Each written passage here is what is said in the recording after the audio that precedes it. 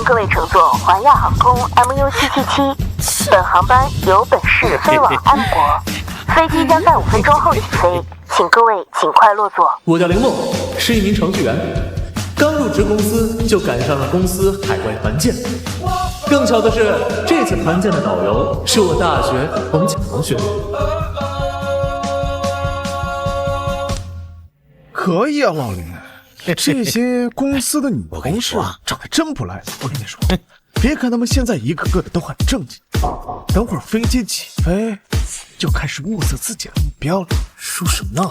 哎，不知道，我经常接这种跨国团建，发生这种事太正常了。等会儿你就知道。秦总，专门给您泡的热咖啡。您趁热喝。王副总，人家也想要啊。秦总是总部派过来的，王副总照顾的理所应当。丽莎，你一个副总秘书，应该给王副总泡才对吧？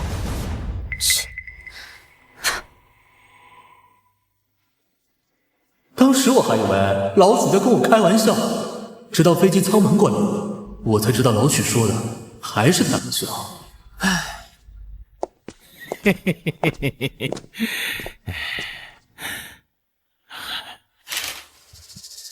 哎呀，嘿嘿嘿嘿，宝贝儿，你可想死我了！讨厌啊！刚才还和人家秦总献殷勤呢，怎么不见你把他推进来啊？哎呀，一个空降的总裁在我面前傲，哼！这趟航班我肯定给他扒了。哎呀，你弄疼我了！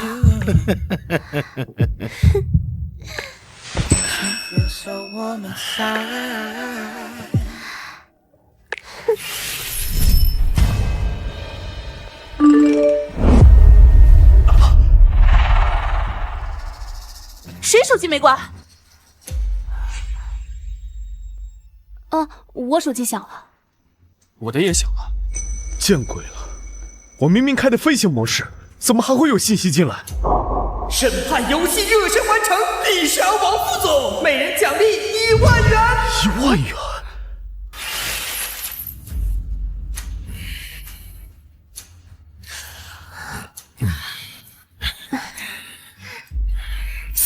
微信到账1万元。这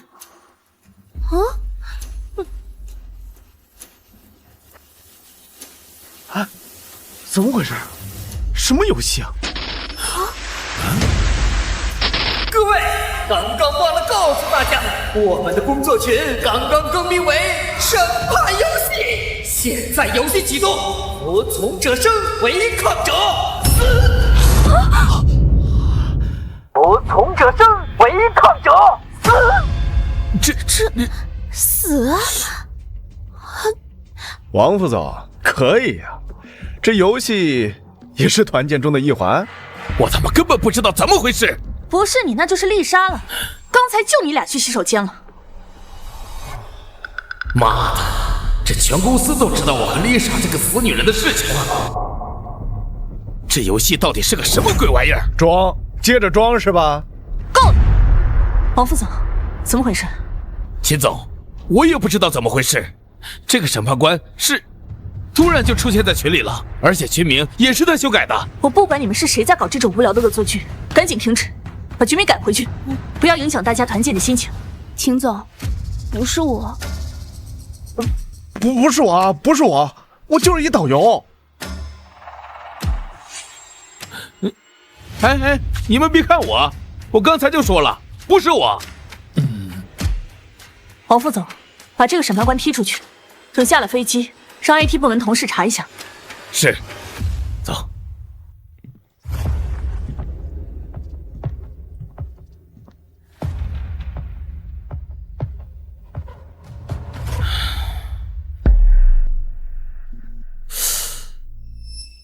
秦总，踢不掉，提示该用户不存在。审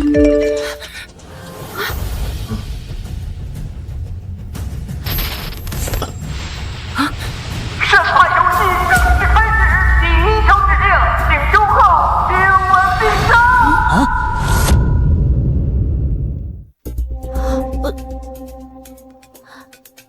规则限时1小时，亲吻过程超过20秒，任务完成奖励5万元，任务失败、超时或时长不足，接受死亡审判。这，浩哥和李丽马上就要结婚了，这游戏不是强人所难吗？周浩，你要是敢去，我就立刻跟你分手。小丽，这规则都说了，如果做不到就得死。你也不想看到我出事，对不对？我说了，如果你去，我就分手。就亲一下而已嘛。我都不介意。周浩，你是不是不敢呢？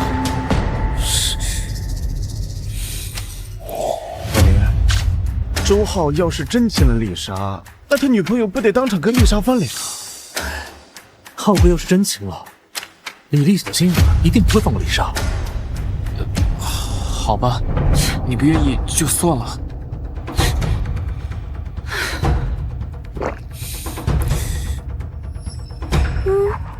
飞机已平稳航行，为了您的休息，我们将关闭夜灯。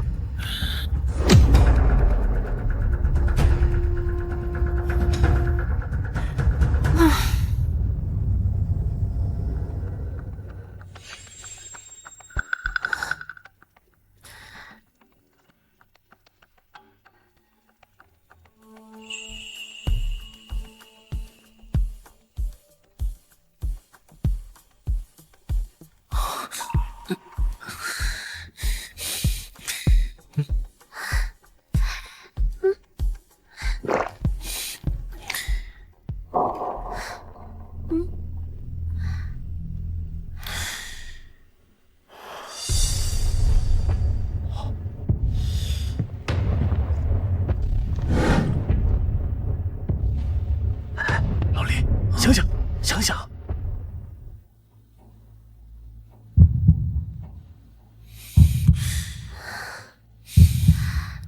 浩哥，我帮你完成任务，5万块钱，咱俩平分，怎么样？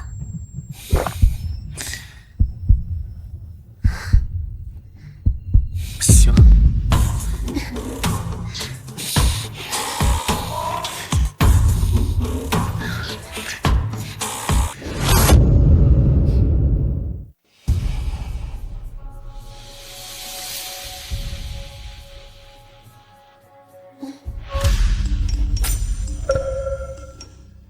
恭喜周浩、丽莎完成任务，奖励5万元。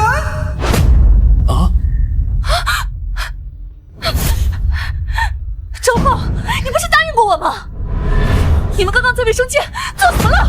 小丽，你听我解释，我真的只是为了完成任务。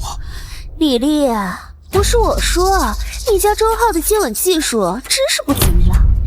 要不是他愿意分给我2万5，我才不愿意跟他接吻。丽莎，分明是你主动勾引的我。周浩，我们从大学到现在8年，我没想到你竟然是这种人。小丽，你听我解释，我真的只是为了完成任务，而且2万5已经到账了，我们下飞机就去买包。什么完成任务啊？你刚才不是说早就想亲我了吗？周浩，原来你早就想出轨了。而且啊，他还跟我说，早就受不了你大小姐的脾气了。他说，就算这游戏不给钱，他这波也不吃亏。贱人，你给我闭嘴！丽丽，你想干什么？贱人，你敢打我！我是帮你认清你身边的渣男，你应该谢谢我。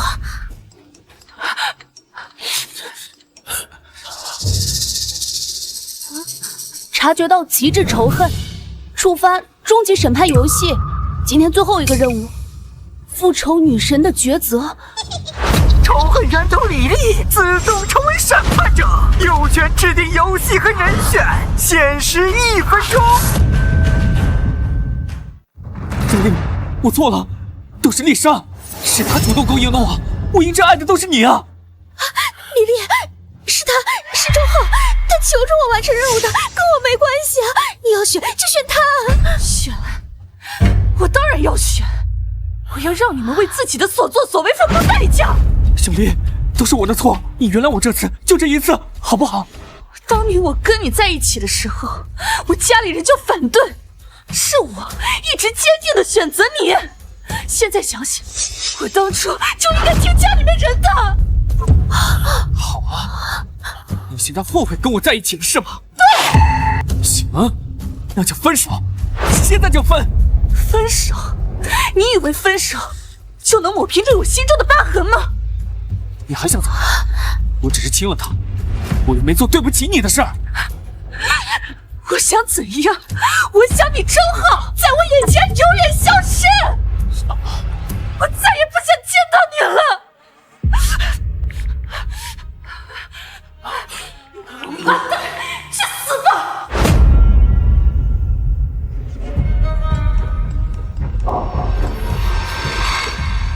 复仇者游戏发布成功，今晚之后将永远消失在李丽面前。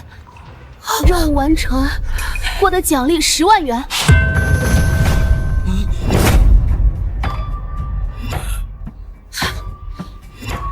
老林，按照这个游戏的尿性，周浩今晚不会死吧？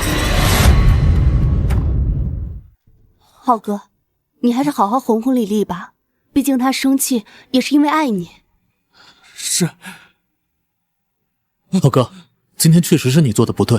不管怎样，你跟李丽都在一起8年了，好好跟她说说，别闹太僵。就算分手，要好聚好散。你说我今晚不会真的死了吧？应该只是恶作剧，别太当真。先去哄李丽吧。小丽，一切都是我的错，我们到地方好好聊一聊，好不好？到 M 国还要飞10个小时，大家先休息一会儿，等下了飞机有什么事再说吧。周浩，这可能只是个误会，你先坐我这儿吧。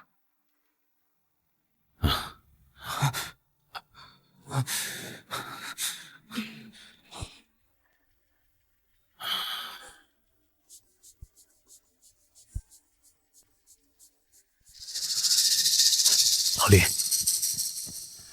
近水楼台呀，睡你的吧。哦。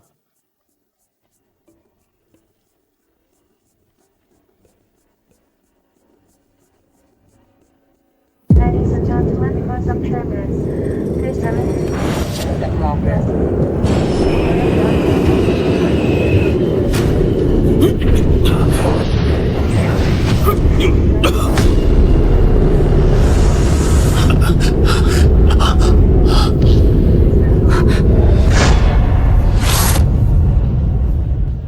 李丽指定任务完成，周浩永远消失，获得奖励10万元。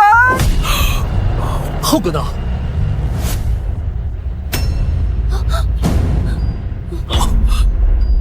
是李丽的声音，从洗手间传来的。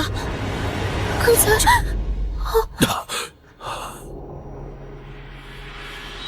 死了，真的死了！周浩，你醒醒，周浩，周浩！难道这游戏是真的，不是恶作剧？乘务员，快来人呀！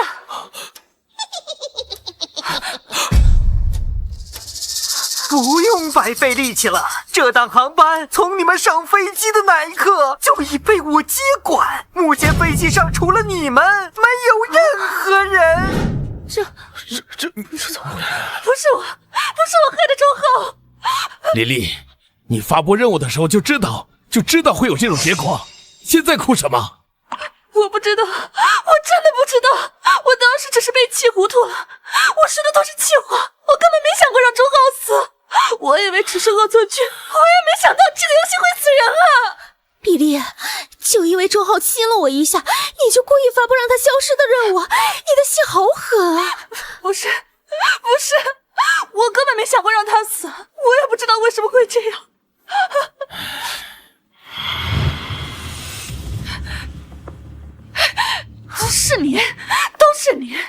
要不是你勾引周浩，周浩根本就不会死。哼，是你发布的让周浩消失的任务，跟我有什么关系？倒是你早就想让周浩消失了吧？我当时说的都是气话，我也没想到。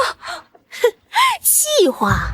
谁不知道你妈一直不喜欢周浩嫌周浩穷，为这事儿你们还经常吵架。哼，之前你还跟我说过，一家人背着周浩给你介绍了相亲对象，是周浩一直纠缠你。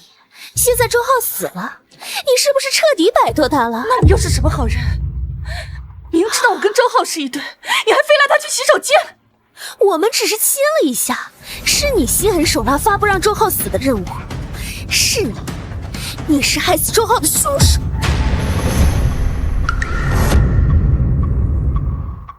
是你是害死周浩的凶手。李丽，你冷静冷静，大家都不想事情变成这个样子。哼，秦总，你现在出来装什么好人啊？之前我和周浩去卫生间的时候，你也看到了，当时你怎么不阻止？你们的事情我不会管。哼，丽莎，你别什么人都攻击。我记得周浩一直有心脏上的疾病，去世应该是意外。现在我们在飞机上，先把周浩安顿好，等下飞机就报警。麻烦男同事把老周抬到旁边吧。嗯。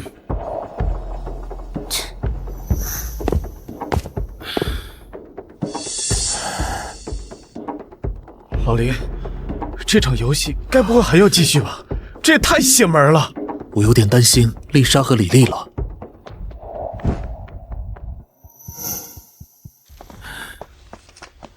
难道真的是巧合吗？复仇任务完成，20分钟后将开启下一轮的审判游戏。下一轮审判游戏，还要继续？这都死人了！周浩就是因为玩这个游戏死的。我要辞职！我不玩了，我要退出这个游戏。这次环节我不去了，我要走！退出游戏是为违反规则，审判死。我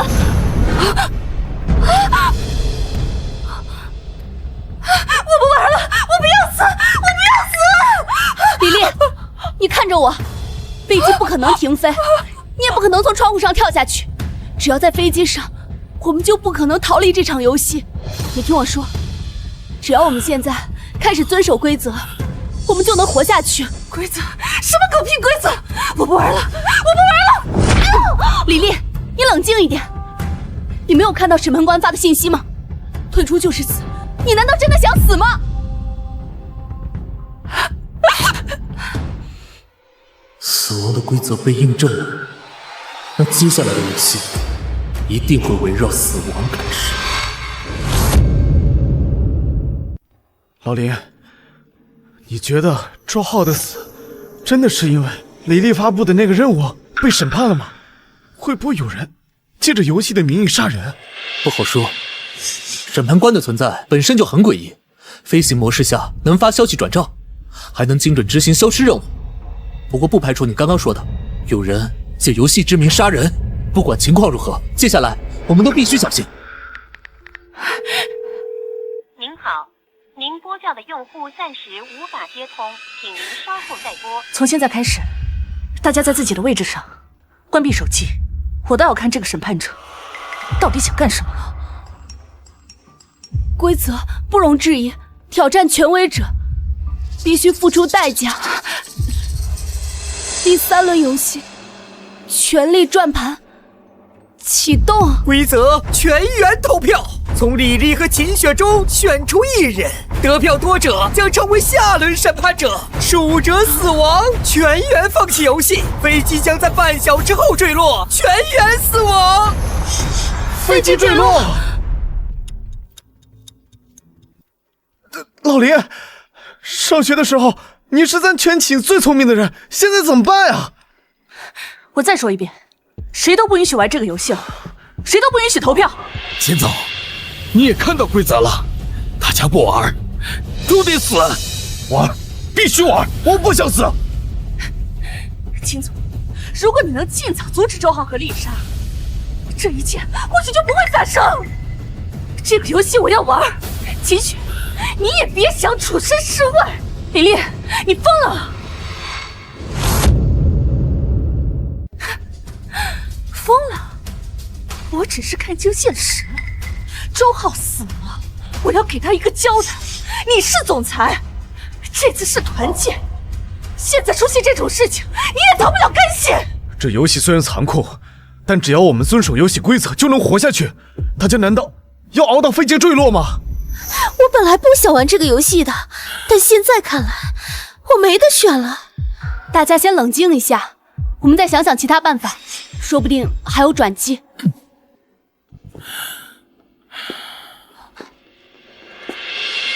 当然有转机，我们是集体选票，票数少的那个人会死，他死了，大家都能活。你想让谁死？哼，秦总，不如这样，你亲我一口，我把票投给你，怎么样？你无耻！哼，行，那我就把票投给李丽。还没开始投票呢，大家就乱成一锅粥了。看来这个游戏啊，能激发出大家最真实的一面。大家都先别吵了，现在最重要的是想清楚怎么投票，我们不能盲目的做出选择。时间不多了，大家抓紧时间投票吧，到时候来不及了。各位，游戏里规则说了，下一轮的获胜者就是游戏的审判者，你们把票都投给我，我让你们下一轮游戏想要什么就给你们什么，怎么样？那我想要你们秦总的。没问题。李丽，这是你逼我的。各位，我是公司总裁，只要你们把票投给我，升职加薪，年终奖翻倍。秦总，你现在也知道怕了？怕？我秦雪就不知道怕字怎么写。我只是不想被这所谓的审判者玩弄于股掌之间，沦为他杀戮游戏的牺牲品。怕就直接承认。现在这个时候，大家不会说什么。别把这个话说得这么冠冕堂皇。你，秦总，你刚才没有听清楚李丽说的什么吗？她说只要她赢了，下个游戏我们想要什么就能有什么。你说的升职加薪、年终奖翻倍，是不是不太够啊？好，每人100万，你们可以录音，等下了飞机我立马转账。各位，你们把票投给我，我会让你们心想事成。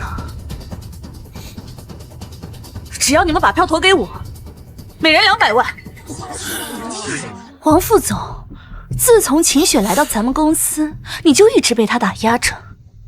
如果不是秦雪，咱们公司这个总裁的位置一定会是你的。你就这么甘心一直被他打压着吗？李丽，你这是什么意思？我什么意思？你们把票投给我，我赢了就可以指定做任务，我可以让秦雪陪你睡。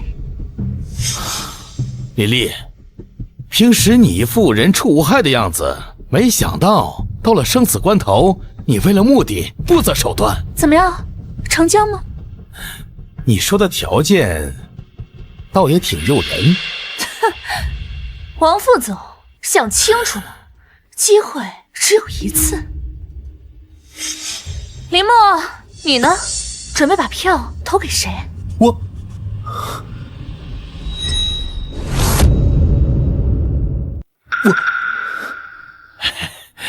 李丽，你刚才说的话当真吗？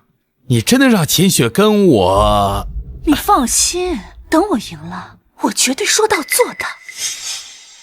300万，把票投给我，落地之后我立刻兑现，我以我的名誉担保。浩哥，王副总已经把票投给我了，你把票投给我，秦雪那边就完了。可是秦总那边给300万。浩哥，别犹豫了，把票投给我，我保证我赢了，绝对让秦雪好好陪你一次。难道你就不想好好尝尝高高在上的秦总私下是什么滋味吗？你疯了！疯？这就是活下去的代价。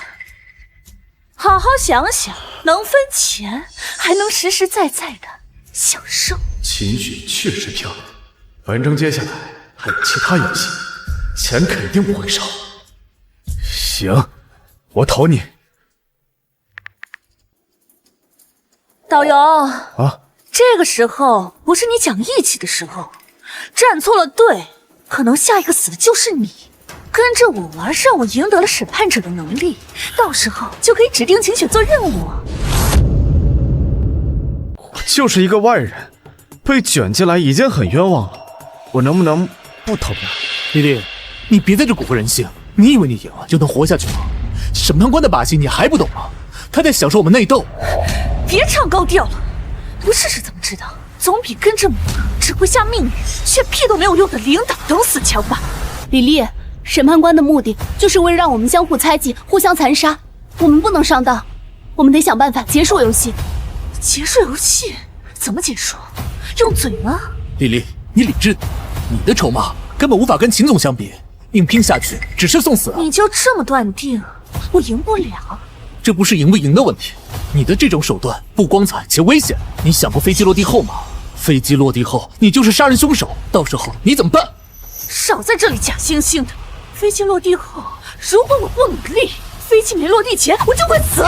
李丽，靠这种龌龊手段拉票，你觉得赢得光彩吗？秦总已经生死关头了，这个时候还讲什么手段光不光彩？用你陪他们睡，换我活着，不是很好吗？你无耻！我无耻！秦雪，你以为你自己很高贵啊？林墨，你们只要把票投给我，落地之后我承诺的300万1分都不会少的转给你们，我以我的名誉和全国身家担保。秦总，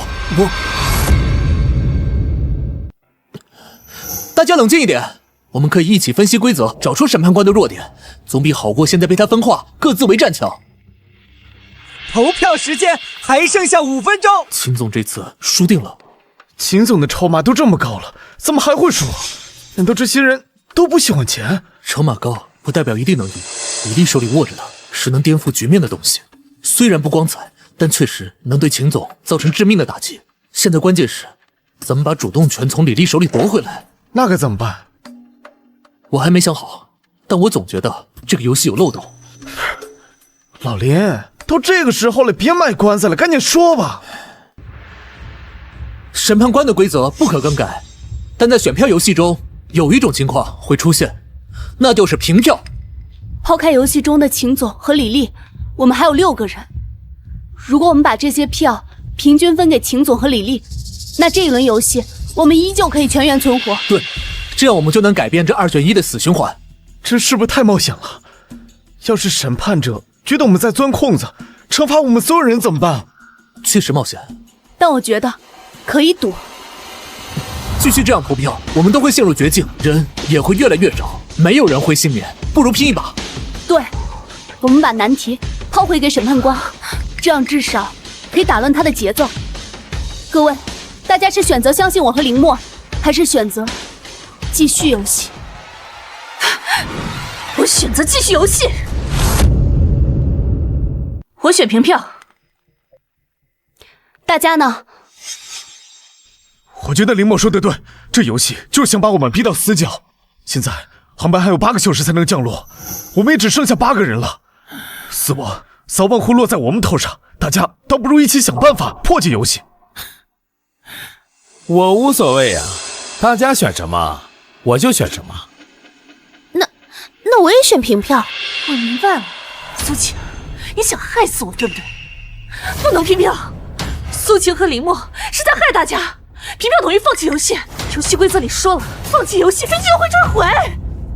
老林，我觉得李丽说的对，这样是不是太冒险了？被审判官牵着鼻子走就不危险了，在他的规则里玩，我们永远玩不过他。投票时间只剩下1分钟了，快，没有时间犹豫了，要想活命就按平票计划投。记住，我们真正的敌人只有躲在背后的审判官，不是我们自己。我觉得林墨和苏晴说的有道理，大家不能坐以待毙，我们倒不如拼一把，还有机会。可是这风险太大了，万一失败了呢？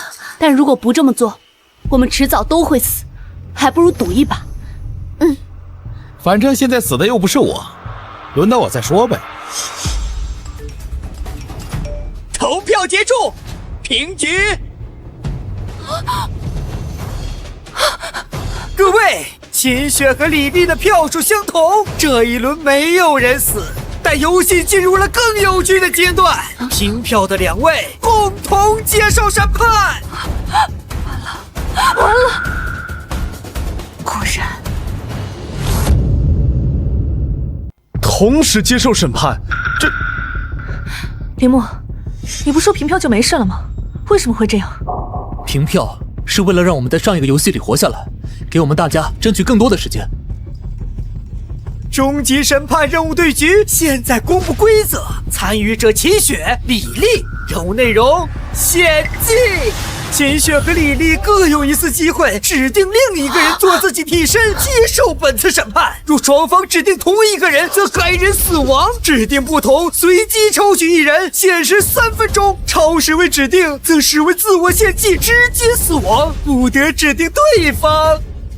指定替身，这是要让秦雪和李丽亲手杀人，目的就是为了摧毁他们的道德底线。完了，是不是让他们俩随便拉个垫背的嘛？凌墨，这规则太恶毒了。审判官的目的达到了，他不满足于他们自相残杀，是要把我们所有人都拉下水，当他的刽子手。只要死的不是我，我可以牺牲任何人。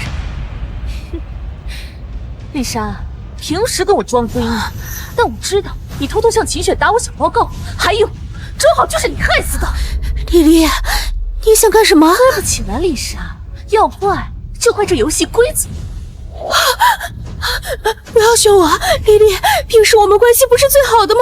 求求你，你不要选我。朋友，你和周浩背着我偷偷干不要脸的事情，怎么没想到我们也是朋友？所以背叛的人就该死。不要选我，李丽，你还不明白吗？你选谁都是在杀人。杀人？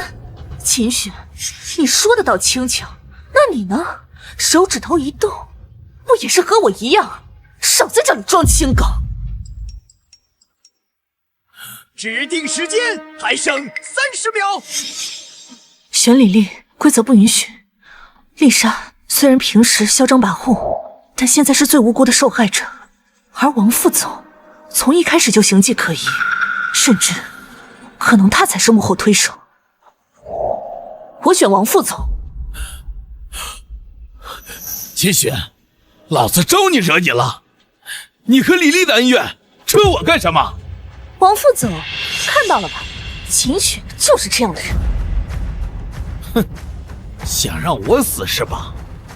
老子先弄死你！等等，我还有个办法。你少在这胡扯了，老子都快要死了，你还有什么办法？规则里说是指定一个人当替身，但规则里没说这个人是活人还是死人。你们忘了，飞机里除了我们8个人，还有一个人。你是说已经死了的周浩？对。凌墨，你比我想象中更聪明。的确，规则里没说这个人是活人还是死人。如果可以指定死人，那这一轮我们依旧可以全员存活。对，上一轮游戏平票我们都没事，这一轮只要李丽还有秦雪都指定替身是周浩，那我们大家都不会死了。这是唯一能避免牺牲活人的办法。指定周浩，周浩已经死了，不可能再死一次。无论如何，试试这个办法，都比我们自相残杀强。对，李丽，听李默的，指定周浩，这样大家都安全，丽莎也不用死。丽丽，求求你了，选周浩，别选我！都给我闭嘴！你们到底还有没有良心？周浩已经死了，你们还不做过大事吗？还有10秒，快！李丽、秦雪，你们都选周浩，没有时间了。万一规则不认死人，那我就会白白浪费之前夺命的机会。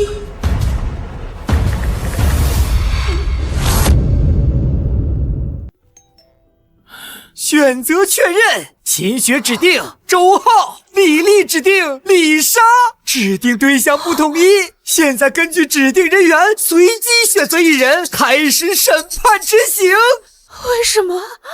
丽丽，到底是为什么？就算我选了你，你还有50%胜的机会。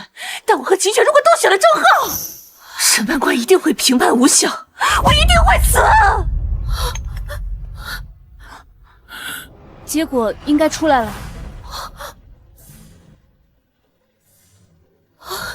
不要说我，千万不要说我，千万不要说我，千万不要审判我，我还想活下去。随机结束，被选中替身的人是丽莎。为什么是我？为什么？不，我知道了，是你们一直都在骗我，你们一直在演戏，我不玩了，去你妈的审判者！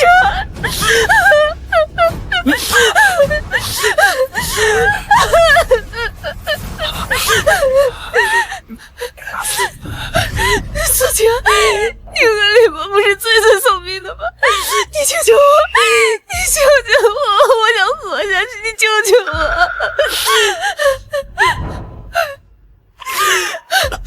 李博，我求求你，我想活下去，救救我！你让我做什么都可以。不用了，太晚了。审判开始。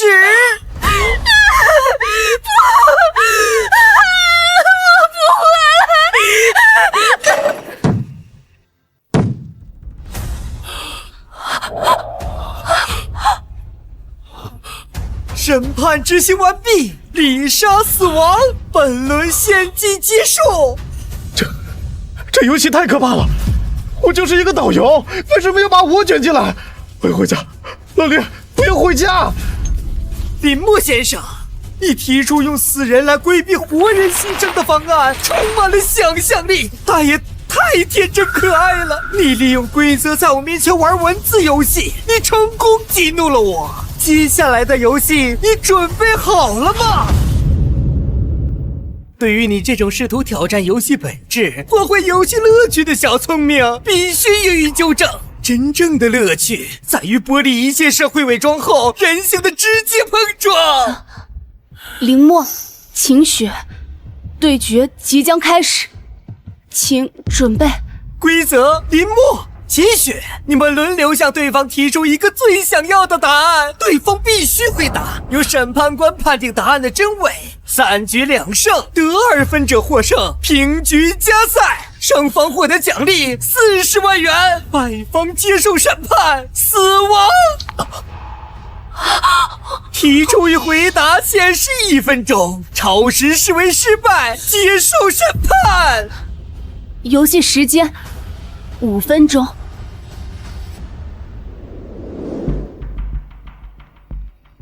哎，老林，机会来了，找点刺激的问。都这个时候了，没人会对女人感兴趣。哼，有意思了，秦总，你可要对下属真诚点啊。林墨，坐吧。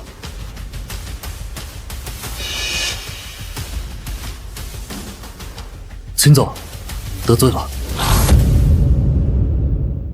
林墨，我很欣赏你的勇气和破局的魄力。只要我们都能下飞机，我一定会向总公司推荐你。秦总，都到这个时候了，没必要给我心理暗示和画饼了吧？既然被你看出来了，既然躲不过，那就面对吧。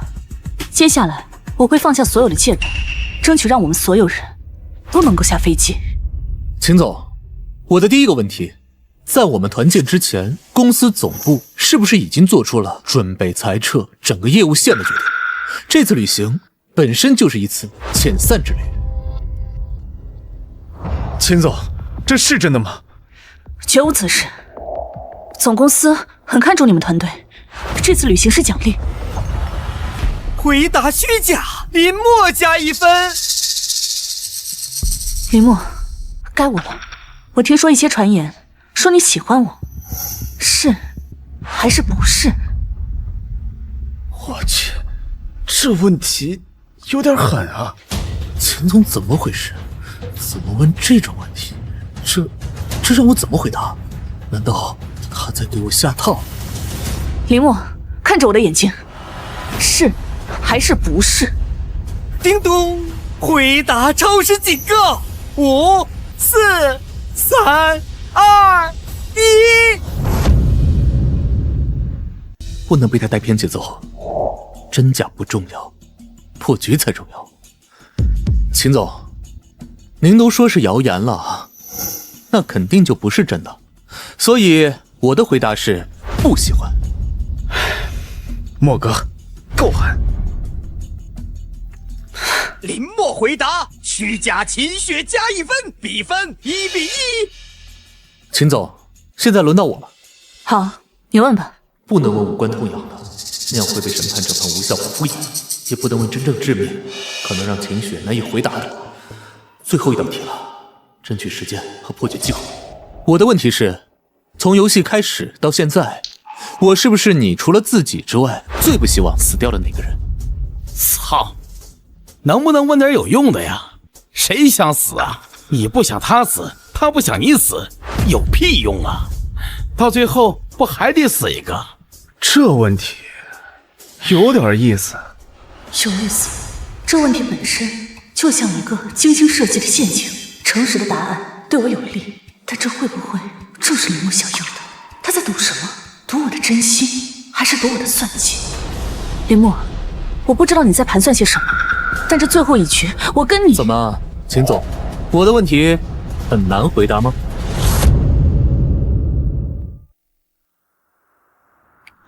是。回答属实，秦雪加1分，比分1比2，秦雪获胜。林墨输了，那岂不是……我去，老林，你是不是要死了？秦雪，你没发现林墨一直在故意让分给你吗？苏晴，在规则面前，我不至于用这种方式获胜。刚才回答林墨的问题，只是出于真心。真心？你的真心就是想让林墨去死吗？林墨，你选择让我赢，你到底在计划些什么？因为我不想赢，至少不想就这么赢。林墨，你……秦雪获胜，林墨失败，接受审判。林墨，你心里到底在想什么？你快说呀！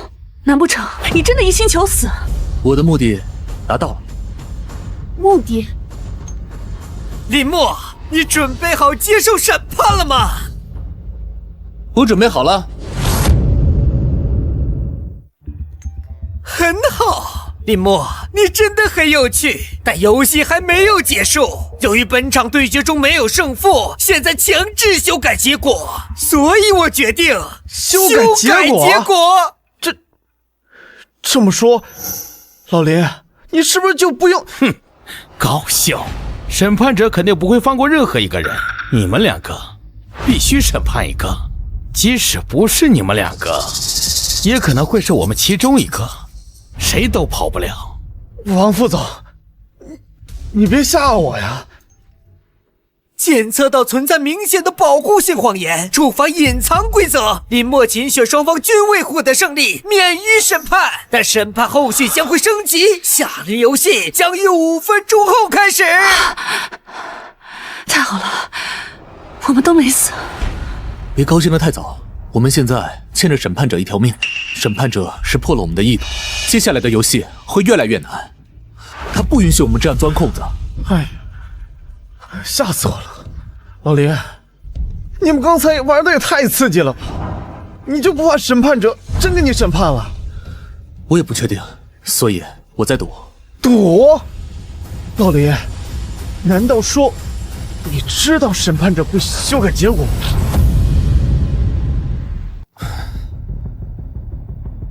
我不确定，但我能看得出审判者在享受一个更为复杂的过程。每个人存在什么心理，审判者他都知道。在刚刚的游戏中，我和秦雪的意图他早已察觉，所以我在赌。你就不怕万一审判者没那么讲究，你刚才差点就……怕，但我们没有更好的选择，至少我们赢得了时间。审判者设立层层规则，让游戏一轮轮升级，他更享受我们是如何挣扎、算计，而不是简单的执行死亡。如果游戏就这么简单的一胜一负、一生一死，那这出戏就太没意思了。林墨，你是否太过于自信了？将审判者的动机归结于观赏性，万一他享受的恰恰是我们自以为能行，然后绝望的过程呢？秦总，林墨刚刚用他的方法让你赢，你不感激也就算了，反而还责怪他。苏晴，在生死面前，情绪是最没有用的东西。我并非指责林墨，我也很欣赏林墨的勇敢，但正因为如此，我想告诉你们，在生死面前，将希望寄托于敌人动机的单一解读是致命的。审判者的规矩是充满恶意的，我们必须做好最坏打算。至于我，或者你们任何一个人，在接下来的游戏中，是盟友，也可能是敌人，这取决于游戏规则，以及我们如何利用规则。秦总，我倒是没有想到，你比我想象中还要清醒，我还以为什么？以为我只会高高在上的发号施令。苏晴，在生死面前，姿态和头衔只是累赘，活着才是我们的唯一目的。说的好听啊，秦总，那你倒是说说接下来怎么利用规则，别光唱高调啊。游戏继续，现在进行新一轮的匹配，罪证指控，对决者王副总和李丽。规则：你们将轮流指控对方一件不为人知的罪行，由我裁定指控是否成立。胜利者将获得奖励80万元，败者将被审判死刑。游戏限定10分钟，现在开始。看到了吧，审判者不会给我们任何喘息的机会，他更享受我们从希望到绝望的撕裂感。我们只能按照他的剧本走下去，直到我们都死亡。李丽，我给过你机会，可是你不中用啊。既然游戏已经开始了，那就别怪我不念旧情。王副总，游戏才刚开始，你怎么就那么有把握你能赢？万一输了呢？哼，那你的意思是说，你手里还捏着别的牌了？你猜？王副总，你做的那些好事，你觉得还能藏多久？你，哼，李丽，那咱们就等着瞧，看谁先玩死谁。哼，分公司去年那笔50万的公关费，你做假账吞了吧？证据就是你和供应商的邮件往来。哼，你别以为你删掉了，别人就看不到，我可都留着备份呢。你血口喷人！那笔账明明清清楚楚，证据是你伪造。指控证据链，逻辑合理，指控成立，王副总得1分。王副总，你敢不敢承认前年你利用职权逼迫销售部小张和你强迫发生关系？事后你怕事情败露，逼迫他离职。还有，你电脑里那些偷拍女同事的照片和视频就是铁证。你放屁！那是竞争对手造谣，少在这污蔑我！指控具有社会新闻传播基础，符合逻辑，指控成立，李丽得1分。好，很好，李丽，这是你自找的。这是我最后一个问题，我指控你，你进公司根本就不是靠实力，而是靠关系造假履历。你就是个彻头彻尾的骗子！你胡说！哼，你电脑里那个加密的家书文件夹，就是你背后那个人指点你如何应对背景调查的邮件记录。你敢不敢打开手机，让大家看一看呢？我没听错吧？李丽背后有人啊？难道是咱们公司的哪个高层？真是知人知面不知心呢。老林，你们公司的人都这么劲爆吗？真是佩服佩服。这个指控太致命了，他针对的不仅仅是李丽个人，还把他背后的靠山也拖下水。如果成立，李丽就算能活下去，职业生涯也彻底完了。你胡说！那明明是我救，那完全是我凭自己的本事进来的。他刚说什么？舅舅？指控成立，王副总得1分，总比分2比1，王总胜利，获得80万。李丽失败，接受审判。我不要死！我不要死！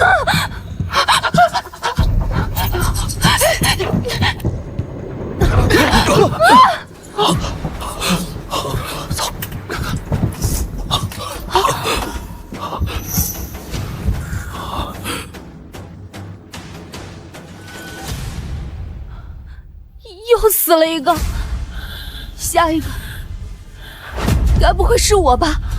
审判者不在乎谁死谁活，他只享受我们之间互相撕咬的过程，直到最后一个。你们都看到了，是他先污蔑我的，我只是自卫而已。王副总，你对我们这里的每一个人，是不是都有一个这样的私密文件夹？审判者的高明之处不是杀人，而是诛心。他让我们自己拿起刀，捅向彼此最致命的软肋。从今往后，我们之间便不再有任何信任可言了。欣赏了一场精彩的内部清理，猜疑的种子是最美味的养料。新一轮游戏开始，各位准备好了吗？看来常规的问题游戏已经无法满足诸位的期待，接下来的游戏咱们换个玩法。导游，请你指定1名人员和你一起参加这个游戏。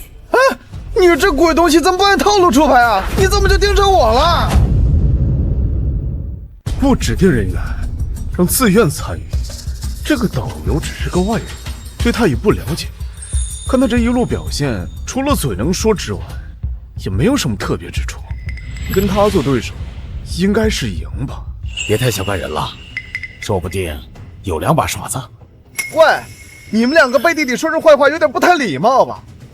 哎，我告诉你，我上知天文下知地理，不然我这导游也白干了。就算是现在不玩，之后的游戏也一样逃不掉。我参加，我要跟你对决，我倒要看看你到底有什么实力。怎么？我听你这话意思是有点看不起我？哎，我告诉你啊，不用老爷，有他帮忙，你赢得了吗你？帮你？你搞清楚好不好？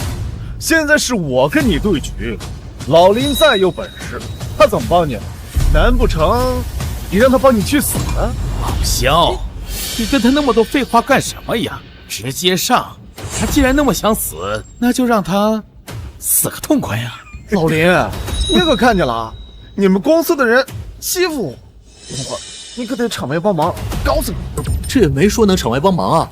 再说了，我怎么帮你，还得看你自己的。很好，参赛人员确定。接下来我宣布游戏规则：认知战场进行概念重构游戏。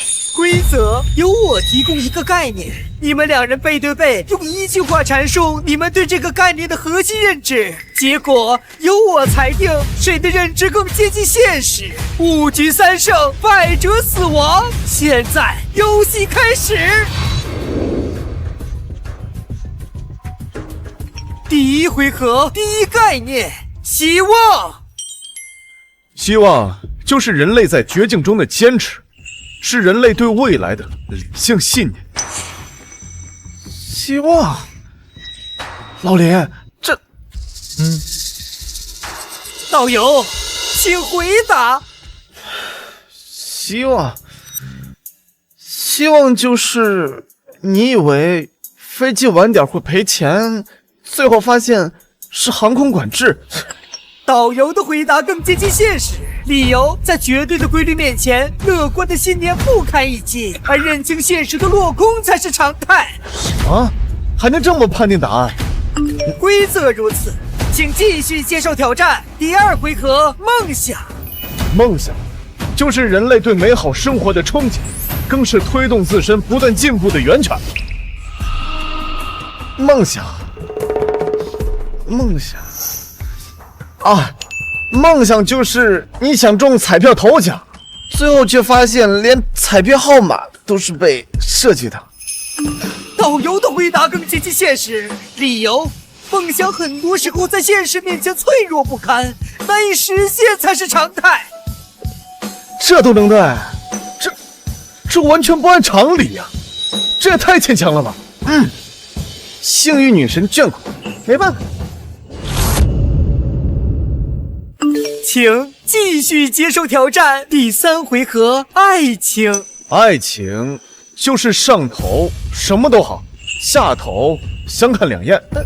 老肖终于明白了规则，不过他这种商业的扭转，审判官会认可吗？豪哥的回答也不算是错误的，不过听起来确实有点太刻意了。爱情，爱情哦，爱情就是你全心全意的准备了一份浪漫晚餐，等他回来，最后他就说他要加班。消失后更加接近现实，理由精准地描述了从激情到平淡的普通过程，揭示了其短暂和易变的本质。看来找对了，切，瞎猫碰上死耗子了，切。请继续，第4回合友谊。友谊就是利益交换，今天能为你2肋插刀，明天就能为了利益插你2刀。肖世豪现在都没有明白审判者的目的，他永远在定义，却不知道在绝对的利益面前，友谊根本不值一提。友谊啊，友谊就是你掏心掏肺的对你朋友好，他却在你背后说坏话。肖世豪的回答更接近真实，理由：友谊在现实利益面前常常受到考验，背叛与伤害并不少见。看来这一轮我又走对了方向，友谊这东西就是经不起考验。豪哥，你这样的转变让人害怕。老肖只找到了表面的规律，但审判者真正想要的是另一种信奉的美好、亲手摧残、践踏的过程。他这是在逼老肖主动否认自己。第5回合成功。成功是经过不懈努力，克服重重困难，最终实现认可与目标。成功，成功就是你拼了命的去创业，最后公司还是倒闭。什么？导游的回答更加接近真实，理由：成功路上充满坎坷，失败才是大多数人的结局，这才是现实的真实写照。不是，我已经按照他的套路来了，怎么还是不行？导游5局3胜，游戏结束，肖世豪你败了。满腹经纶，不如满腹牢骚。老肖，你读了那么多书，但在审判者眼里，什么都不是。意料之中，审判官要的不是故事，而是灵魂。我赢了，我赢了，就这么靠骂街骂赢了。其实我自己也不知道我在说什么。这也太不可思议了，这样都能赢下对局。哎，老林，牛逼不？只能怪你运气好，歪打正着罢了。导游胜出，肖世豪接受审判。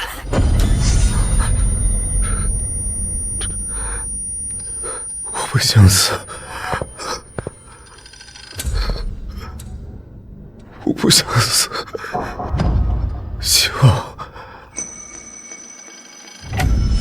希望就是人类在绝境中的坚持，是人类对未来的理性信念。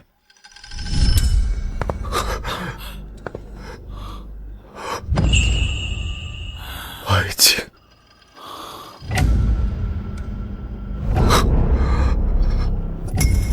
友谊，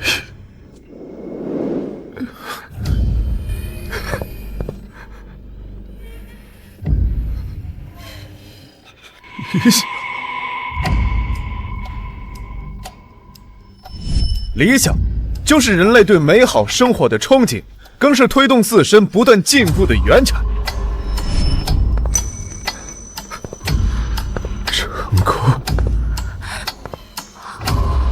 成功是经过不懈努力，克服重重困难，最终实现认可与目标。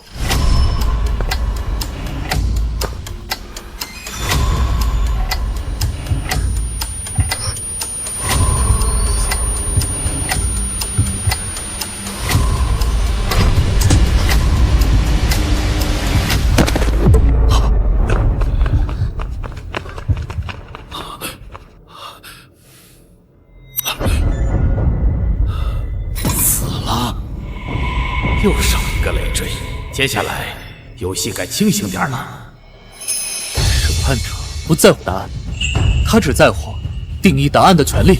今天，他可以用荒诞定义希望；明天，他就可以用高尚定义屠杀。我们不是在玩游戏，而是在被他重新定义人的概念。小时候审判完毕，下一轮游戏开启。荒诞的戏码暂时告一段落，生存的本质在于对未知的探索和抉择。接下来，让我们进入更精彩的环节——幸存者试炼。规则如下：1. 剩余全部人员每人都有一个秘密身份和专属任务。2. 每个人的任务互斥互补，需要合作，也可能需要背叛才能完成。3. 飞机降落前2人以上完成，全部存活；若无人完成，全员死亡。现在身份和任务分配中。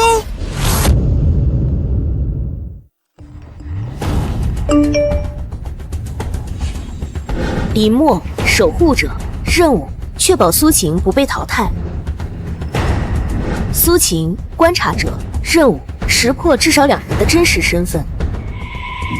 秦雪，审判者，任务：淘汰至少1人。导游，博弈者，任务：在不暴露自身的情况下诱导1人，任务失败。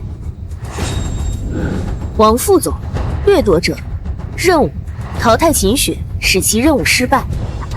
各位的身份已经分配完毕，游戏开始。秦雪，看来这场游戏的最终裁决就是你我之间最好的了结。很好，正合我意。大家都已经知道自己的身份了，规则很清楚，全员存活的关键是至少2个人完成任务。如果我们每人只顾自己，很有可能一起死。所以我提议暂时合作。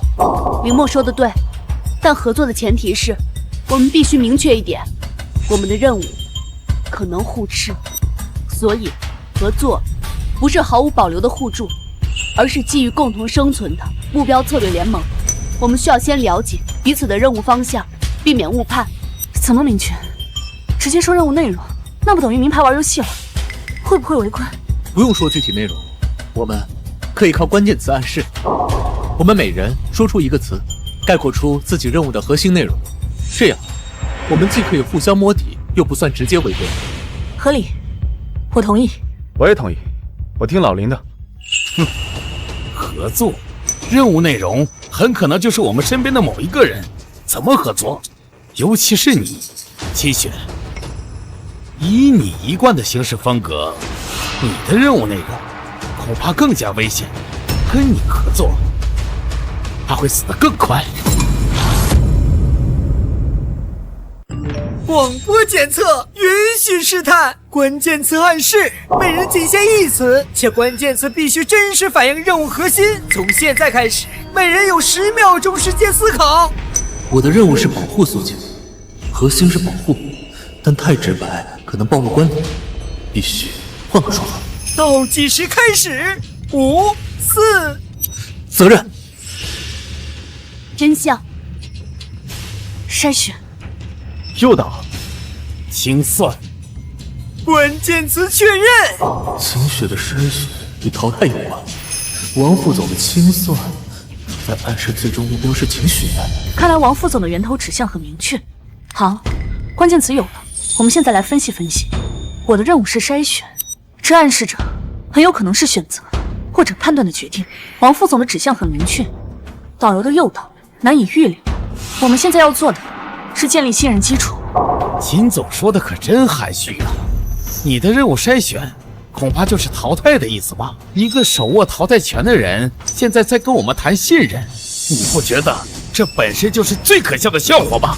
王副总，你不要做无谓的揣测和人身攻击。现在是关键的时候，不能相互指责。我们现在的首要任务是根据关键词找出规则和漏洞，想办法完成任务，而不是起内讧。秦总，你继续说。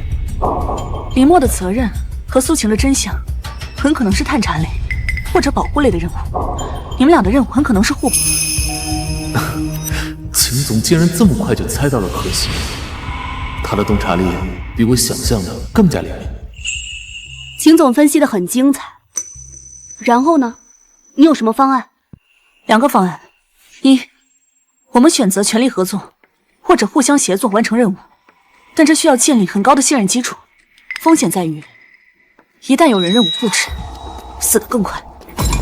2，选择难度最低或者整体威胁最小的1到2人，集合资源，确保他们任务失败，用最小的牺牲换取多数人的生存。秦总，那你这话的意思，不就是让我们牺牲掉1、2个人？我们建议做理性的生存决策，在资源有限、规则残酷的情况下，确保多数人的生存。没必要说的那么冠冕堂皇，你直接说想让谁死不就行了吗？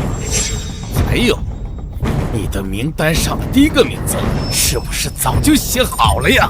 王副总，规则针对的是所有人，不是你一个人。如果你硬要按照规则蛮干的话，很有可能牺牲掉我们所有人，结局就是一起死。秦总，我理解你的逻辑，但如果第2个方案实施，你我之间很难再有信任，后续的任务也会越来越难。林墨说的对，如果一开始就选择牺牲，那我们和制定游戏的审判者有什么区别？那么，我们就选择第1种方案。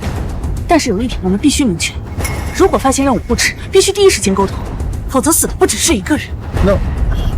那我们现在该怎么办？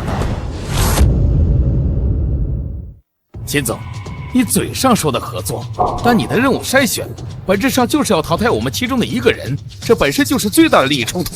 你怎么敢保证你不是在利用合作来更好的完成你的筛选？因为我的任务是主动筛选，如果我失败，就意味着失去1个淘汰名额。审判官一定不会允许自己的游戏失去平衡，他一定会用更随机、更不可控的方式补位。保留我，意味在最后关头保留1个可控的谈判筹码，或者可牺牲的谈判选项，这才是对存活率唯一的胜任。哼，筹码？秦总，你是把你自己当筹码，还是把我们当你谈判的筹码？我看我们所有人都只是你理性计算力的变量罢了。秦总，就没有别的办法吗？我们就非得这样算计的这么清楚吗？如果你们觉得我的方案太残酷，那也可以换一个更公平的方式，投票选择1个最应该牺牲的人。我反对，秦总，你的概率计算可能是正确的，但我们现在面临的是生死，不是开等智慧，做风险评估。一旦开始投票选择牺牲者，那我们就彻底沦为了审判者想要看到的样子。猜忌、背叛，这不是合作，而是一场有组织的自相残杀。那么，你有更好的方式可以保全我们所有人吗？如果任务互斥，如何破局？我暂时还没想到。处罚，你可以在1分钟之内匿名向审判者举报任意1个人的真实身份的猜测。若猜测正确，你获得抵消1次任务失败的权利，同时被举报将面临1次审判质问。若猜测错误被审判死亡。是否举报？倒计时59、58。举报？匿名举报？这又是什么鬼任务？猜对了能不受惩罚，我倒是可以接受，但猜错了就得死。举报谁啊？王总一直在找茬，他的关键词是清算。哎，你怎么了？没事，就是有点紧张。他绝对有问题，肯定是审判者给他发了私信。审判者私信？难道是？导游，你是不是收到什么消息了？没有，我就是刚才没明白规则，就看了一个。哼，鬼鬼祟祟，是不是审判官单独给你发任务了？行了，不管是什么，我们必须在情况最糟的时候做出决策，是合作，还是执行我的筛选方案？决定，秦总，你刚才就一直在诱导我们做决定。你的任务筛选看似在救我们，实则是在把我们一步步推向死亡。是不是就是那个把我们所有人骗上这架飞机的直接关联者？王副总，你是什么意思？意思就是我怀疑这一切的根本源头就是你。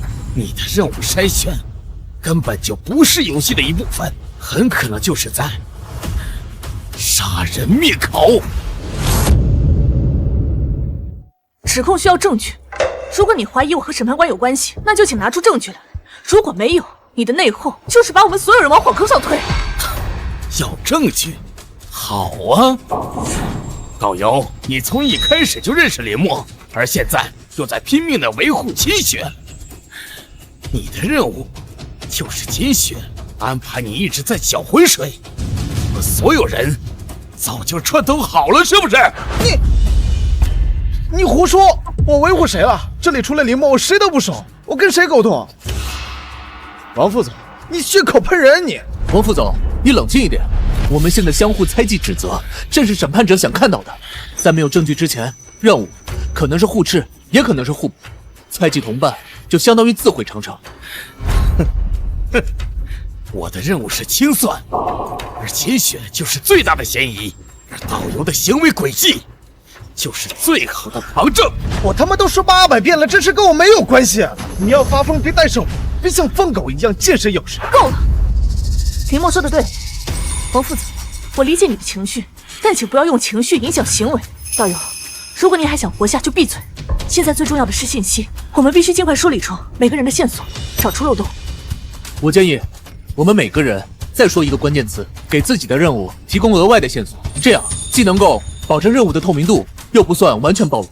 必须同时进行，防止有人临时编造。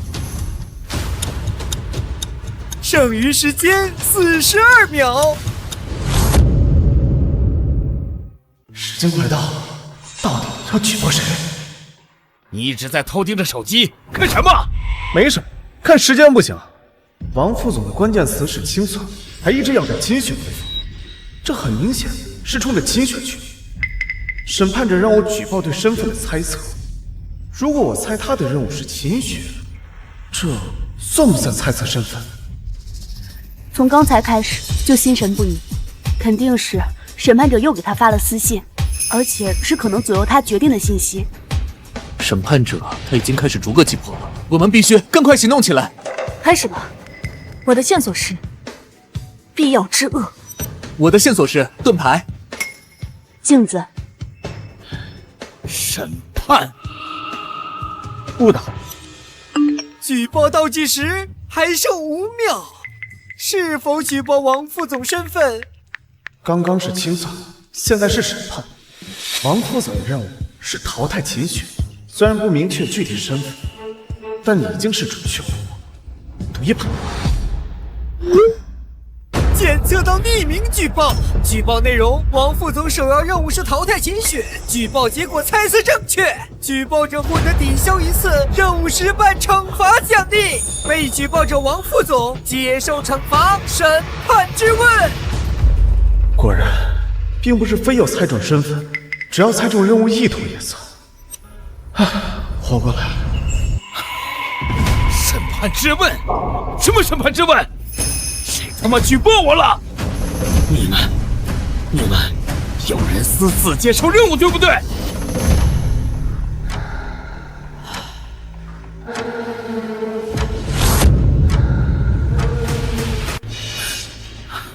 是不是你？刚才就看到你一直在看手机，肯定是你！你他妈敢举报老子？是又怎么样？你刚才不是一口咬定我和秦总串通，不是你的清算目标吗？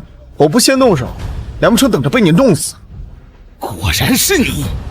老子他妈先弄死你！够了！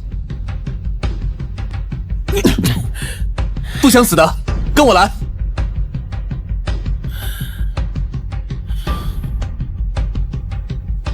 规则里说了，我们的任务可能会出现背叛，这就说明是可以举报的，而且我们每个人都有可能有举报或者被举报的机会。王副总，你冷静一点。导游拿到豁免权，他就算任务失败，也能再活一次。王副总，你的身份已经暴露了，现在最危险的就是审判质问，我们必须一起应对。叮咚，被举报者王副总，你的身份已经暴露，现在请接受审判质问。你是否承认你的任务目标是淘汰金雪？30秒时间，超时或未回答，立即死亡。没时间犹豫了，小活命，快承认！对，我的任务就是淘汰秦雪。叮咚，你的任务依旧是在落地前亲手将秦雪淘汰，原有限制取消。秦雪，听到了吗？我现在已经没有任何限制了，我可以正大光明的淘汰你，你就别怪我了。取消限制，那就说明王副总可以用任何手段去针对秦雪。那怎么办？你现在有豁免权，某种意义上你是最安全的人。不过，我希望你能放下自保的念头，帮我们大家一起找出破局的方法。行，听你的。作为审判者，你已经获得一次强制揭露权限，其身份与任务是否适用？我获得了一次权限，可以公开一个人的身份和任务。你要公开谁？道友。为什么又是我？因为你现在有豁免权，公开你的身份，风险最低。我已经大致猜到了，你的是诱导他人失败，所以你对我们所有人都有威胁。你这是逼死我！公开了删信我，我还怎么完成任务？公开你，让大家防备你，可以促使你转换思路，不再只是想着诱导。你的任务失败，可以用豁免权抵消。如果我们全军覆没，你的豁免权也毫无意义。秦总，我理解你的逻辑，但这样会不会太残酷了？也许这是目前最理性的选择，用一个人的安全换所有人的警惕。审判者行使权限，强制揭露艺人身份、导游身份。博弈者任务在不暴露自身意图前提下，诱导艺人任务失败。叮咚，提示：身份已经部分公开，进入明牌阶段，所有幸存者身份皆可见，禁止进行身份猜测类举报。最终阶段开启。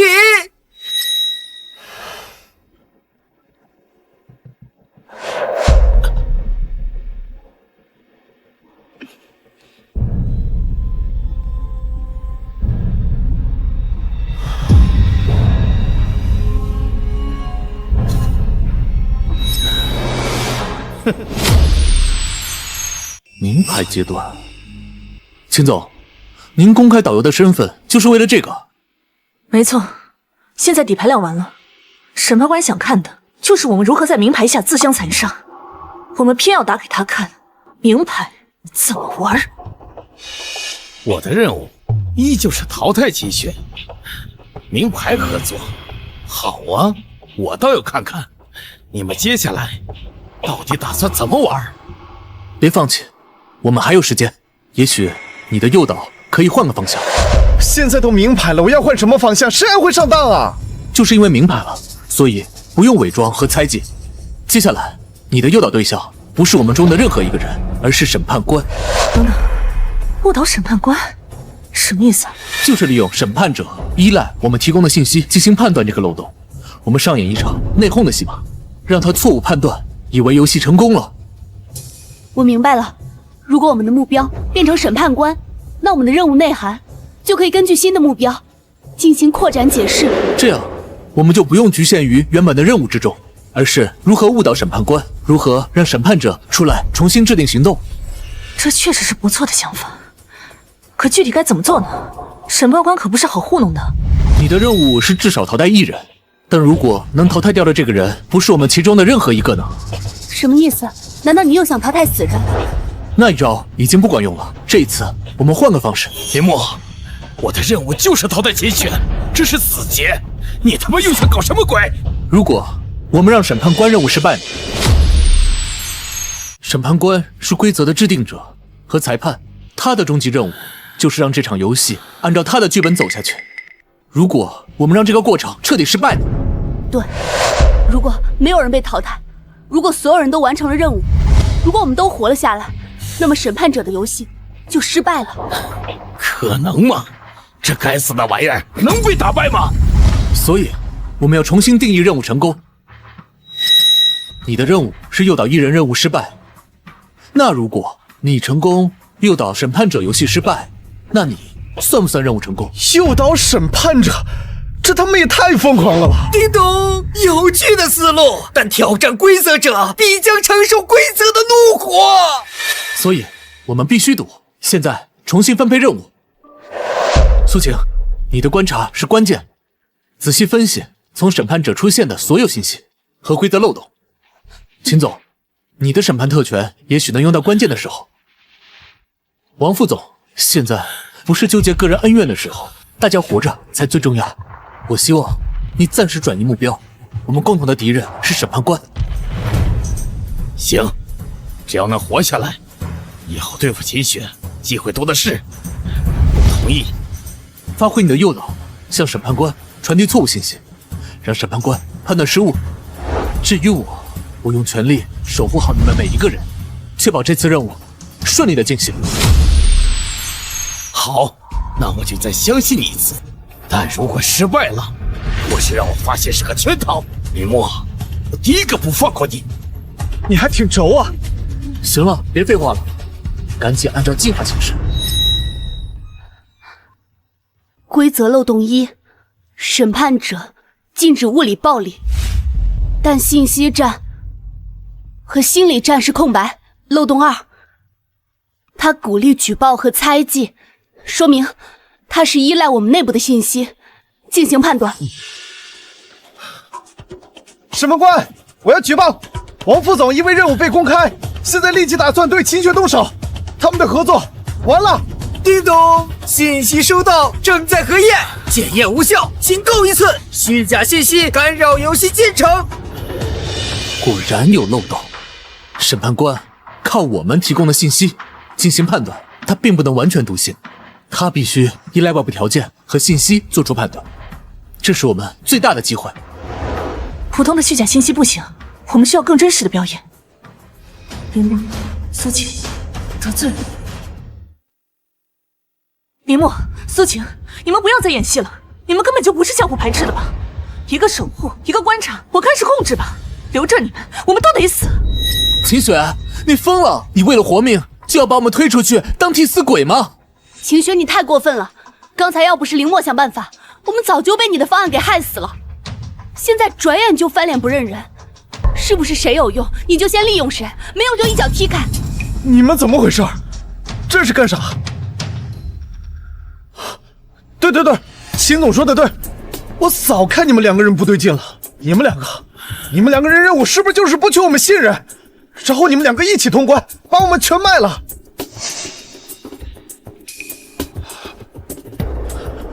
审判者，你看见了吗？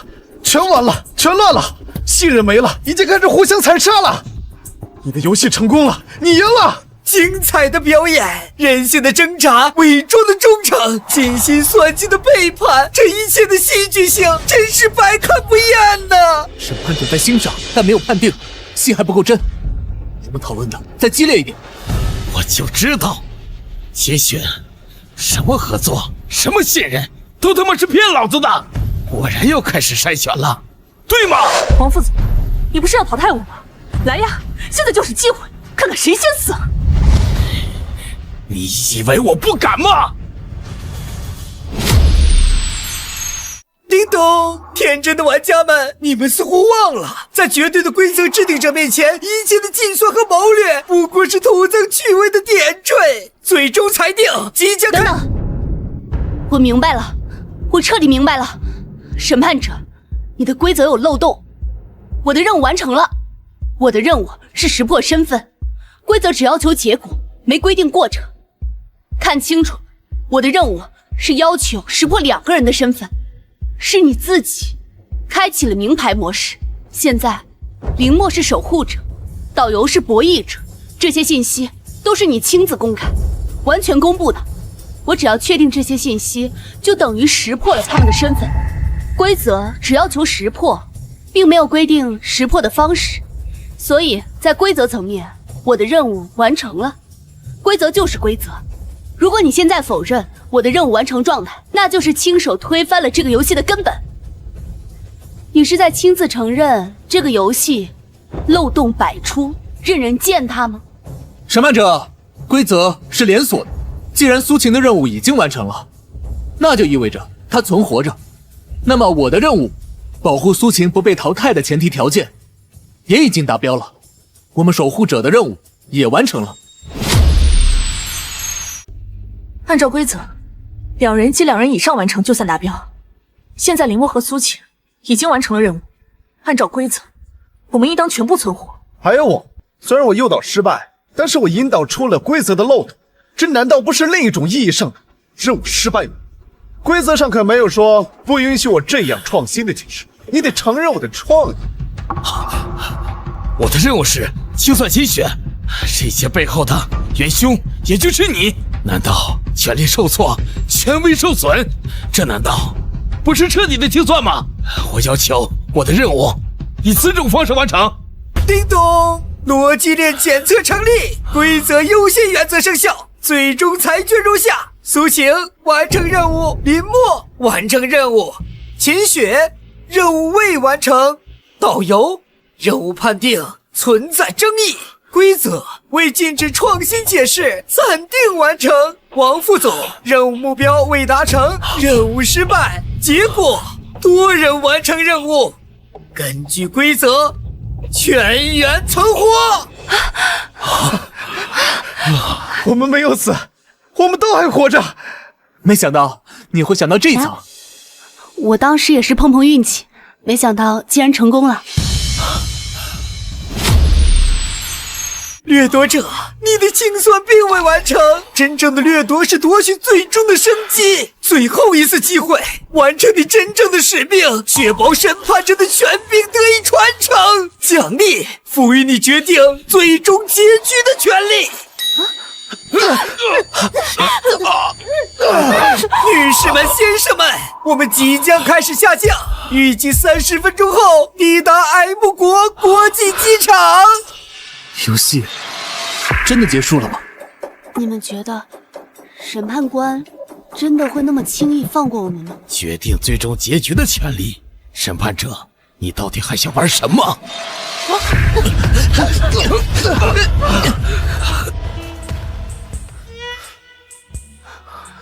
那个老林，你那个苏晴，我没想到你身材还挺好的。等等，刚才广播说飞机不是在下降吗？怎么还在上升？不对，不对啊！怎么回事啊？还有下轮游戏？恭喜通关，幸运者们！但回家的跑道需要你们自己抉择，最终选择，请在落地前选出唯一一个审判者继承者，承载游戏规则，继续审判。若放弃选择，飞机将永远迷失在时空裂缝。倒计时10分钟。审判者继承人，这是什么意思？是要接替审判者的意思吗？继续审判？这游戏他妈的根本就没有结束。选一个人来继承审判官的权利，看来我们其中必须要有一个人牺牲，来传承这个诅咒。这不是继承，是诅咒。被继承的人要永远活在审判他人的地狱里。我们不能选，这是审判官最恶毒的陷阱。一旦选择，就认同这个规则，游戏永远不会停。可是不选，飞机将永远迷失。秦雪，你最理性了，只有你来继承这份权利，再合适不过了。这或许就是我对你最后的清算。你什么意思？难道你一开始就知道最终的任务？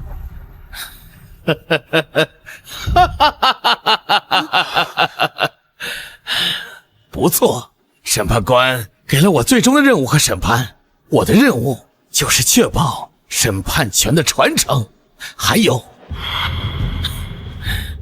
打大家最终的结局权利。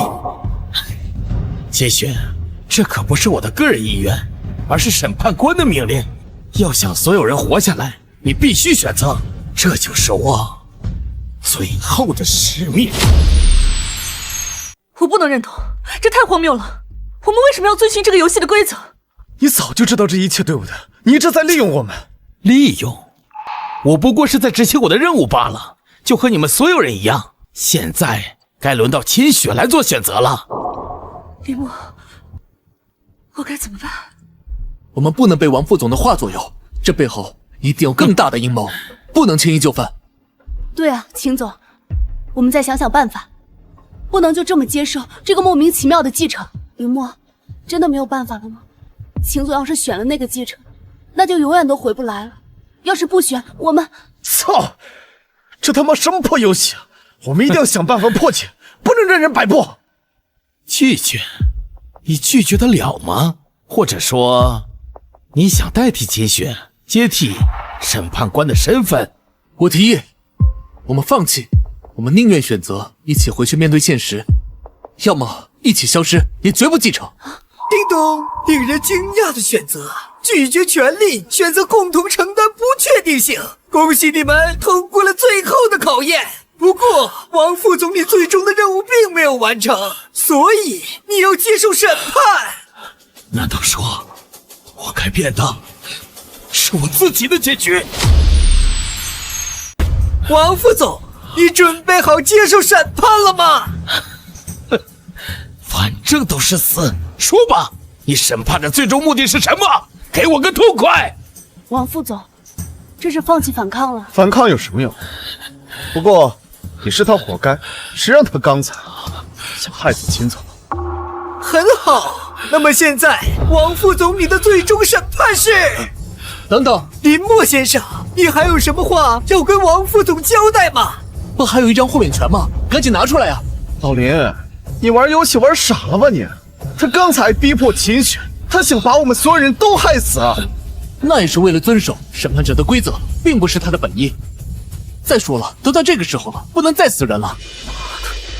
老子这辈子做过最亏本的买卖，就是救了一个想害我的人。也罢了，这玩意儿反正在我手里挺晦气的。审判官，我要用我的豁免权，消除对王副总的一切惩罚。叮咚，真是一场精彩的人性演绎！豁免权生效，王副总审判取消。谢谢，谢谢你们。叮咚，亲爱的女士们、先生们，我们的飞机已经降落在 M 国国际机场。